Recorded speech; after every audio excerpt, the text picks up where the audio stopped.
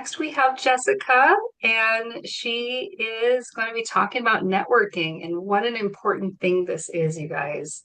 This is a treat. So go ahead, Jessica, whenever you're ready. And then we'll do questions afterwards. All right, cool. Thank you for that introduction, Sarah.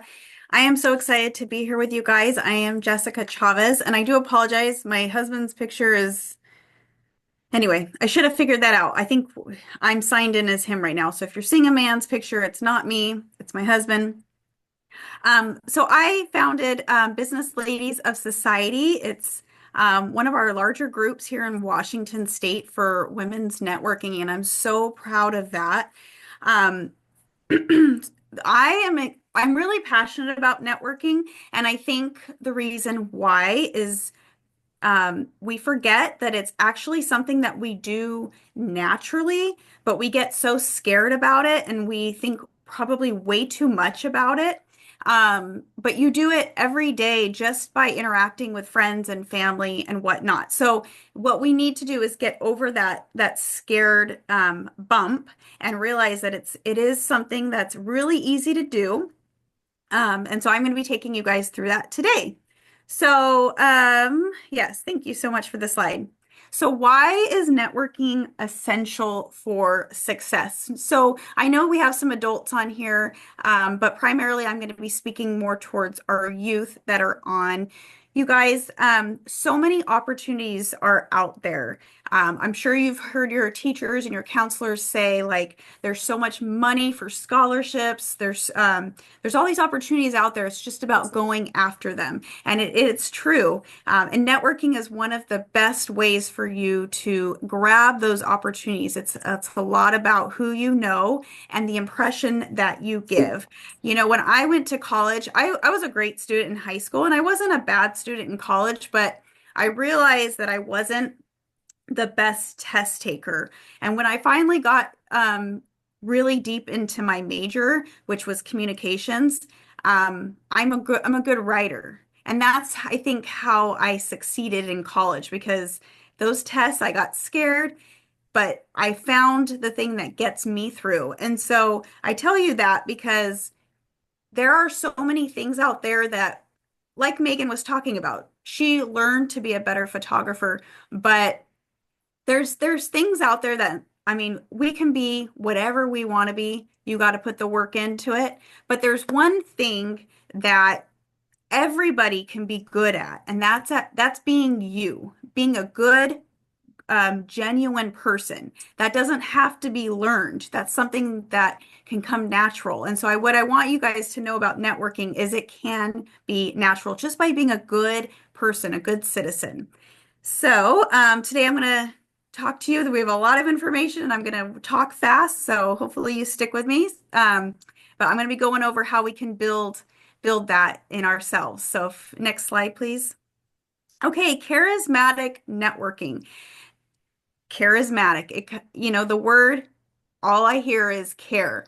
People want to know that you care about them. And there's definitely different ways that we can show that we are caring. When you attend a networking event or you're meeting new people, there's two goals that you should have in mind. One is that, am I bringing value? And two, that when people get to know me, what am I giving off? Can they believe in me? Can I be likable? Can I be trusting?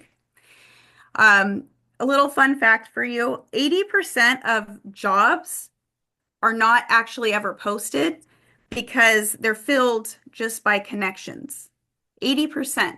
So that means that if a company is looking for someone and they can think of somebody who's the right fit without even going through all the motions of posting it, that's huge, right? And that's just based on what you know about that person and the type of person that they are and the values that they bring.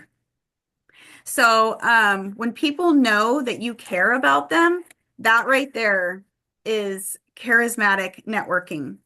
The power of first impressions. So I think Sarah's actually going to be talking about this a little bit later.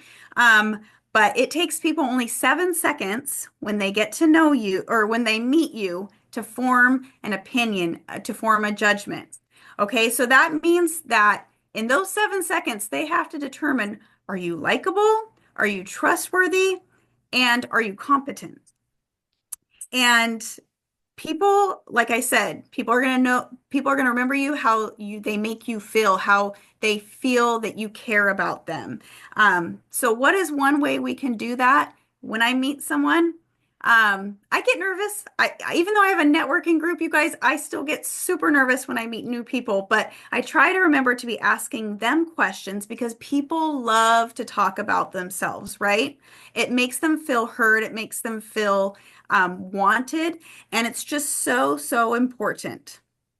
Um, and I always, remind us that we have two ears, one mouth. We will get our opportunity to talk about us, but when we go in with wanting to get to know other people, it builds that relationship so much faster. Next slide, please. So techniques to build charisma in networking. Be genuinely interested in other people. So we've already talked about people love to talk about themselves. Don't you just love it when people are asking you questions and want to hear your story? How does that make you feel? It makes you feel good. So to be on the other end of that, the person that's doing that for somebody else, right away, that's building trust, and people are going to be more comfortable and willing to trust you. Body language is so, so important, you guys. Making good eye contact. Sometimes I get nervous, and so I kind of look off to the corners. It's something that I think we'll always have to work on. Um, but also using your hands, the way your body language is. If you're sitting talking to somebody and you've got your arms folded, it's so much more casual and it's off-putting. And even if you're talking to somebody and you're at a networking event and somebody comes up, they're kind of like, ooh, it looks like they're kind of in a serious conversation here. I don't know if I want to join this group and get to know them because I feel like there's some tension here. So it's really important that you put those ears on, you've got good eye contact, and your body language is a positive, welcoming vibe. Find common ground. You guys, there is so much harshness in the world today. But if we really took the time to get to know people, we would find out that we have way more in common with others than we do have differences. And so, again, ask those questions, find out what you have in common with that person. And you don't have to just dive right in talking about business or, for your guys's where you're at in your life, you don't have to automatically be like, okay, I want to go to this college and how can you help me get there? It's not about that. It's getting to know the person. And again, these skills can be learned. Nobody teaches us the art of networking, but if you really dial in that you're just being a good person and what that natural thing is to be a human, you will do really great at networking. Lastly, following up after you meet someone, thanking them for their time. And that is a great time to set your next meeting. You don't always have to do it right when you meet the person. In that follow-up message or email, that's a great time to continue the conversation. All right, next slide. How am I doing, Shozu? Am I running out of time? Okay, good. Leveraging social capital for success. So social capital, what is it? It's our investment in our future. 2 minutes left. Okay. We need to get through these fast. So you hear about transactional versus transformational. And when I think about those two words, I think of the lesson, when you give a man a fish, you feed him for a day. But when you teach a man to fish, you feed him for a lifetime. And that's what I want us to think about when we're thinking about those two relationships. Are we just trying to close a deal with somebody? Or are we just trying to get something out of them and then call it good? Or are we really trying to build a connection here that will last us a lifetime? With you guys, you are needing to build good reputations with teachers, counselors, college recruiters.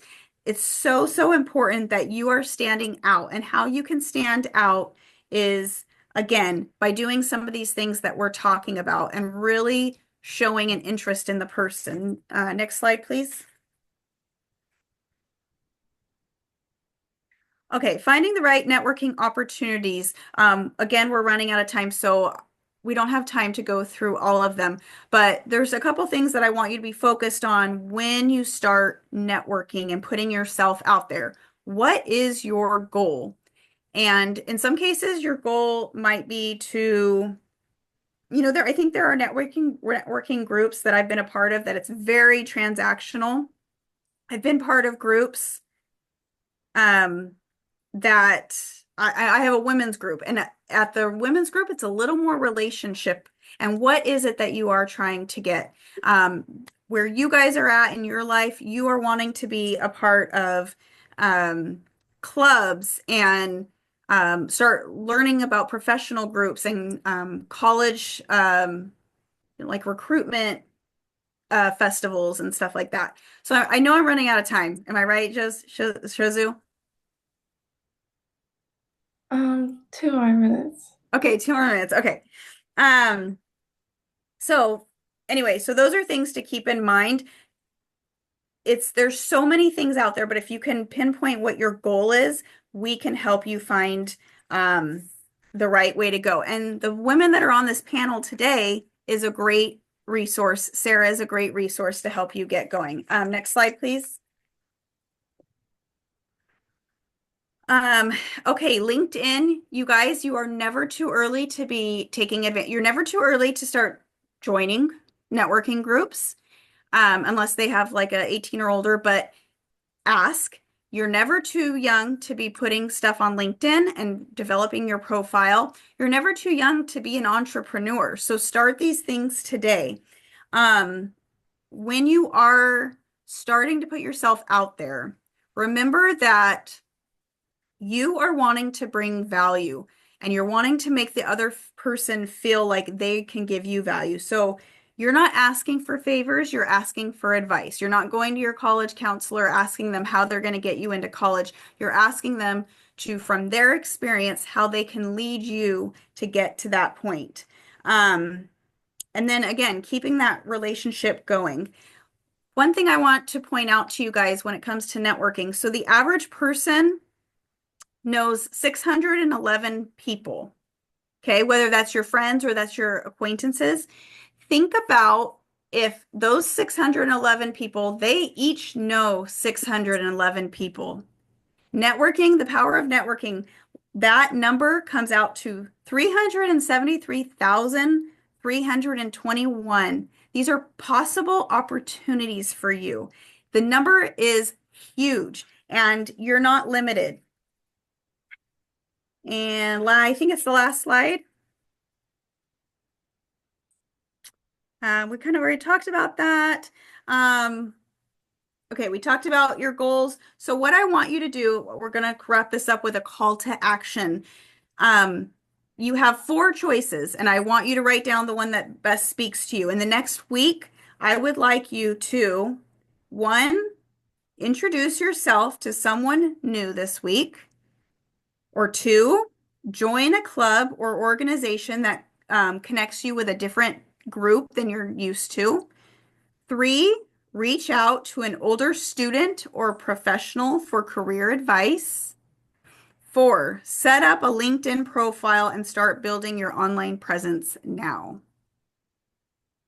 Okay, sorry guys, we ran through it. I didn't get through everything, but I'm happy to answer questions for you. Thank you, Jessica. Really